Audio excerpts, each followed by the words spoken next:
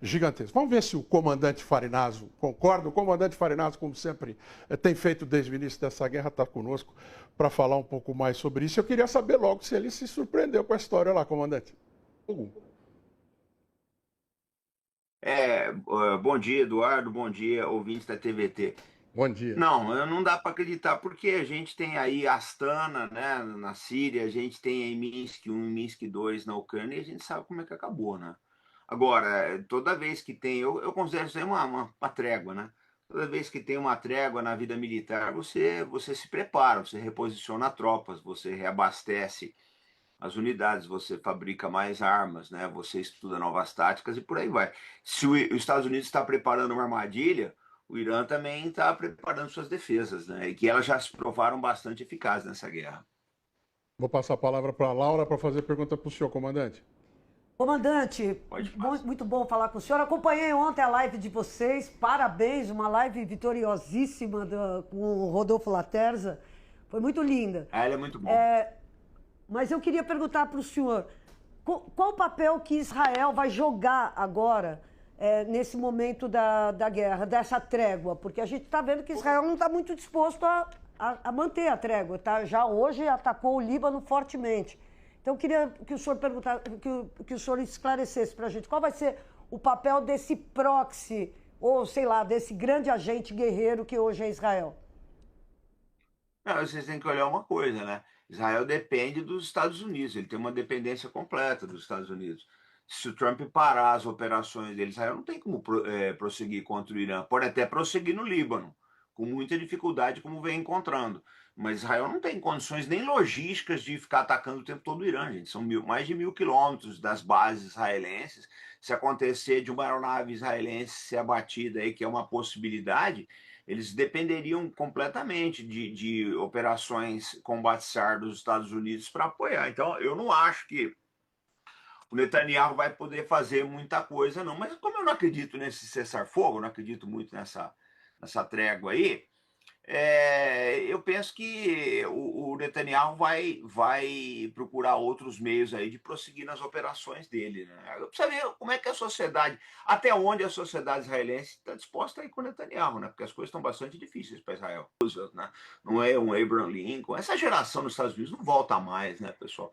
Hoje em dia você tem presidentes aí que são eleitos com base aí na aprovação de redes sociais. Ninguém está preocupado com o histórico da pessoa, com a visão social que a mesma tem, com as articulações políticas. Essa vai ser dessa mediocridade para frente. Eu acho o seguinte, que o abismo em que a democracia americana ela mergulhou não sai mais.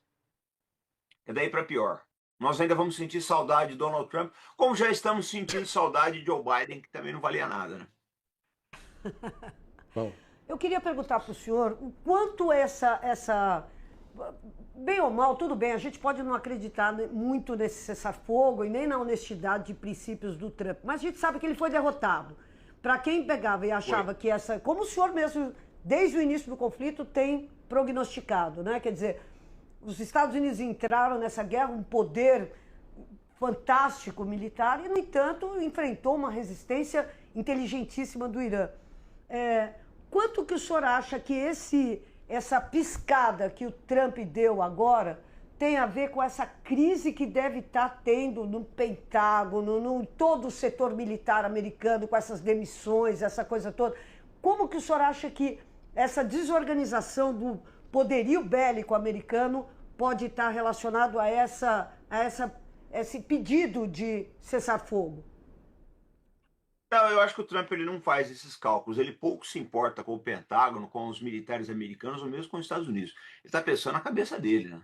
Porque o que vai acontecer é o seguinte: se essa crise se expandir e ele perder as midterms, pode acontecer tudo com ele. Laura, a gente nunca pode esquecer que o Richard Nixon renunciou para não ir para a cadeia. Renunciou para não ir para a cadeia, porque o pessoal tinha avisado ele: você vai preso, você vai ser o primeiro presidente americano a ser preso. Então ele preferiu, né, sair pela janela. O Trump já está vendo isso daí, ele tá vendo o desastre que vai acabar acontecendo aí, né? Eu não duvido, sinceramente, vocês começam a olhar mais para o J.D. Vance aí, o vice dele, que eu não duvido que esse moço acabe assumindo a presidência dos Estados Unidos. Nós estamos à beira de um desastre. Pessoal, as pessoas às vezes não conseguem quantificar a profundidade do desastre dos Estados Unidos. Não, um homem como Donald Trump jamais poderia chegar à presidência de qualquer país que fosse, muito menos um país com armas nucleares como os Estados Unidos. Ele é completamente despreparado, uma pessoa sem nenhuma sofisticação intelectual, sem visão estratégica, né? Com nenhuma capacidade de articulação diplomática, um desastre de comunicação com os outros países. Você vê que a Europa, que sempre ficou do lado dos Estados Unidos nas suas aventuras militares, dessa vez tirou o time. Olha, o que eu vi acontecer, essa rebelião que eu vi de diversos países aí, a gente só encontrou paralelo na guerra do Vietnã. Porque no Vietnã quem apoiou os Estados Unidos foi a Coreia do Sul, né, que tinha lá um ditador fascista lá, foi a Austrália, a Tailândia, os países mais próximos ali. Mas ninguém da Europa quis se meter nessa aventura militar, nem o Reino Unido. Então, há um paralelo com relação a isso. É uma aventura completamente irresponsável, né? Eu penso dessa forma. Acho que o que o Trump está vendo é que o governo dele pode se arruinar daqui para frente, né? Coronel, eu sei que o senhor está com o tempo apertado hoje, a gente não podia deixar de dar uma palavrinha com o senhor, já está feito convite para a próxima, como a gente tem feito toda semana, e por hoje eu queria agradecer muito a sua participação. Deixa eu só fazer uma última perguntinha, por favor. Pode falar, dá tempo, Laura. Pode falar, dá tempo. A gente consegue. Eu queria perguntar para o senhor qual foi o papel da China nessa proposta de trégua aí dessas 2 semanas. Qual foi o jogo chinês nessa vitória provisória do Irã aí? Paquistão é China, né? Ele falou isso antes. O Paquistão é porta-voz. Então eu acho que e a China ela vai, como sempre, sair como grande vencedor, né, Laura? Porque a credibilidade americana ficou extremamente arranhada. O Irã está vendendo petróleo em yuans, né? A China ela vai vir com uma proposta de reconciliação e reconstrução para esse país do Golfo. Eu não tenho a menor dúvida, eu não tenho dúvidas a respeito disso. Então eu penso que o Paquistão ele fez essa oferta aí com base nas... Você tem que olhar uma coisa. É uma coisa interessante nisso. O Paquistão sempre teve, isso há mais de meio século, um papel importantíssimo nas relações da China com o Ocidente. Você quer um negócio? Pouca gente sabe. Quando o Kissinger fez a primeira visita à China, não a visita do Nixon em 72, a visita que ele começou em 71, a fazer a preparação da aproximação. Ele fez uma viagem ao Paquistão, ele estaria oficialmente em viagem no Paquistão e desapareceu por 2 dias. Alegou mal-estar, doença. Nesses 2 dias, o jato dele foi para Pequim e ele começou as negociações. E o Kissinger, vamos ser sinceros, eu falo sempre, eu sei que o pessoal não gosta do Kissinger, você tem que reconhecer a habilidade diplomática e estratégica desse homem. Então, ele, no Paquistão, o governo do Paquistão deu todo o apoio. Ele oficialmente estava no Paquistão, mas na verdade estava em Pequim negociando com o Zhou Enlai e com o Mao.